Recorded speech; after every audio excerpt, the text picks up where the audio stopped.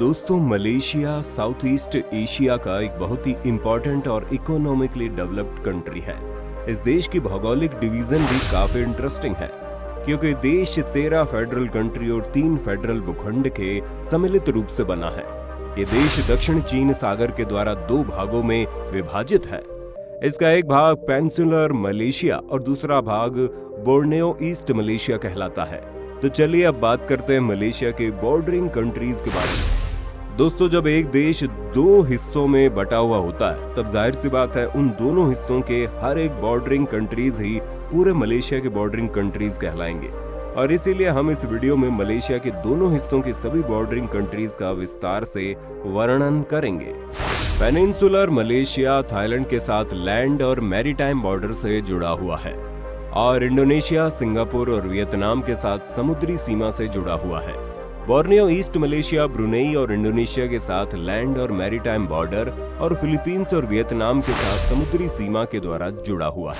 दोस्तों, मलेशिया का कुल क्षेत्र है करीब 3,30,803 स्क्वायर किलोमीटर और यहाँ की कुल आबादी है 3,27,30,000 लोग। इसका मतलब हर स्क्वायर किलोमीटर के हिसाब से यहाँ की पॉपुलेशन डेंसिटी है करीब 92 लोग। दोस्तों, मलेशिया अपनी संस्कृति और ट्रेडिशन के लिए जाना जाता है और यहाँ पर आपको विज्ञान और टेक्नोलॉजी के साथ साथ प्राचीन ट्रेडिशनल चीजों का चौंका देने वाला नजारा भी देखने को मिलेगा। यानी कि देखा जाए तो मलेशिया में आपको टेक्नोलॉजी और ट्रेडिशन का एक सम्मिलित रूप देखने को मिलेगा। और इसके साथ मलेशिया में आप अलग अलग जाति और अलग अलग धर्मों के लोगों को भी एक साथ मिलजुल के रहते हुए देख पाएंगे। इस देश का राष्ट्रीय धर्म है इस्लाम, जो मलेशिया की कुल आबादी के करीब 61% लोगों का धर्म है। लेकिन इस्लाम के साथ मलेशिया में आपको कई दूसरे धर्म के लोग भी देखने को मिलेंगे। वैसे इस्लाम के बाद मलेशिया का दूसरा सबसे बड़ा धर्म है बुद्धिज्म, जो इस देश की कुल आबादी के करीब 20% लोगों का धर्म है। इसके बाद ईसाई धर्म करीब 9% और हिंदू धर्म करीब 6% लोगों का धर्म है। इसके सिवा यहाँ पर एक और अनोखा रिलीजन भी देखने को मिलता है, जिसे यहाँ के लोग चाइनीज फोक रिलीजन के नाम से जानते हैं। इन सभी धर्मों के लोग यहाँ पर बहुत सारे एथनिक ग्रुप्स में बटे हुए हैं, जिनमें से सबसे खास ग्रुप का नाम है भूमिपुत्रेरा एथनिक ग्रुप। मलेशिया की कुल आबादी का करीब 69% लोग ही इस भूमिपुत्रेरा एथनिक ग्रुप का हिस्सा है। ये ग्रुप मालय, आसली, औरंग जैसे कई सब ग्रुप्स में बटा हुआ है।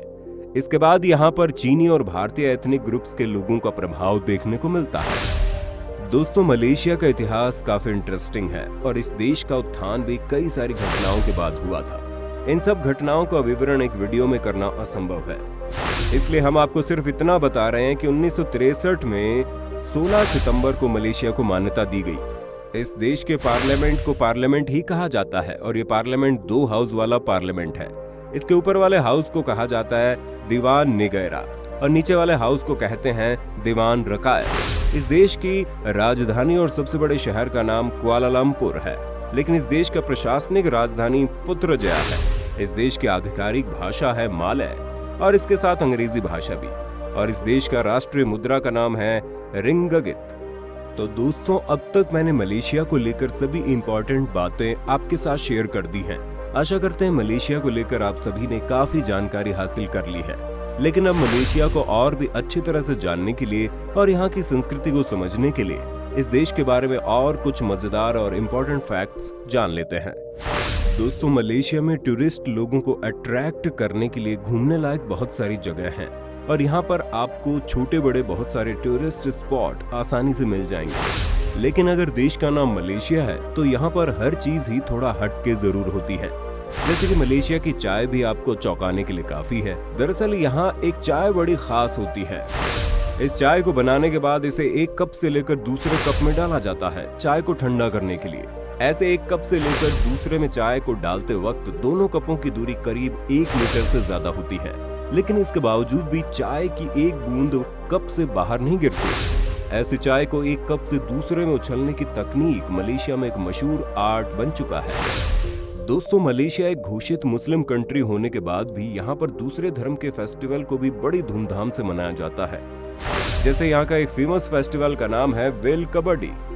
ये फेस्टिवल हिंदू धर्म के दीपावली के वक्त ही मनाया जाता है। इस फेस्टिवल के दौरान लोग एक बड़े से लोहे के तार को अपने गालों में छेद करके एक तरफ से दूसरी तरफ ले जाते हैं, लेकिन इसके बाद भी इन्हें जरा सा भी दर्द महसूस नहीं होता। ये फेस्टिवल भारत के कुछ हिस्सों पर भी मनाया जाता है।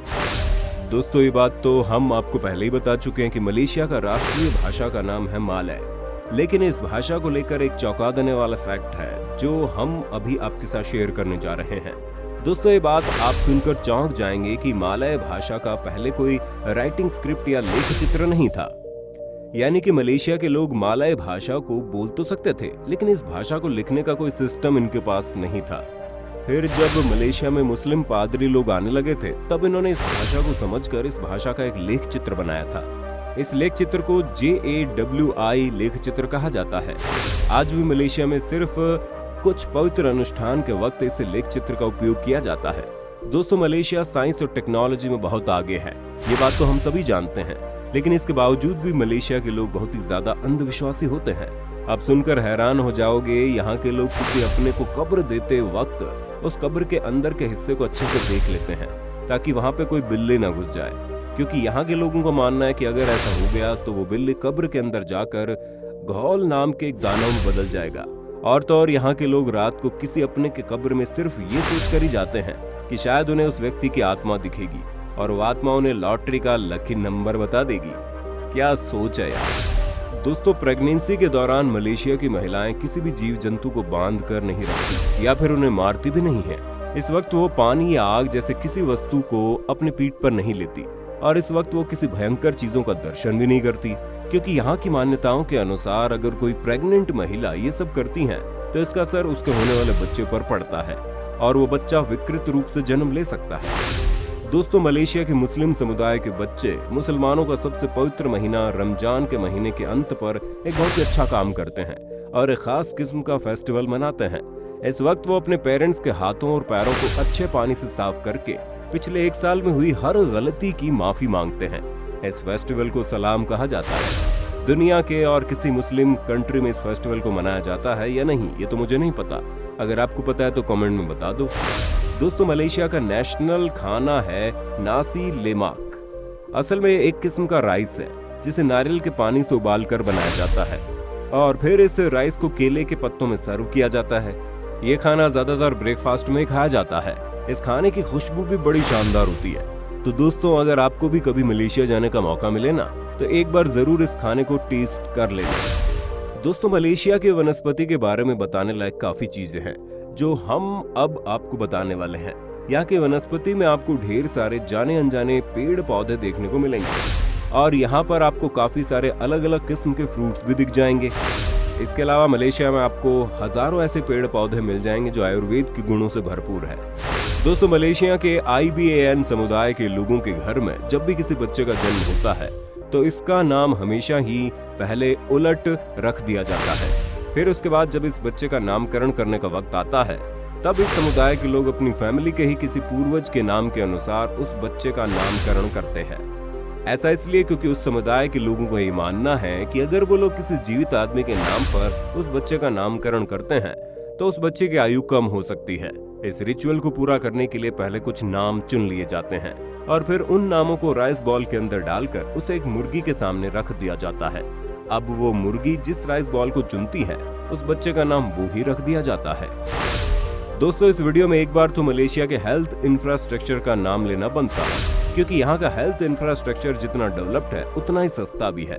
एक डेवलप्ड हेल्थ इंफ्रास्ट्रक्चर होने के बावजूद यहाँ पर चिकित्सा का खर्चा बड़ा कम है।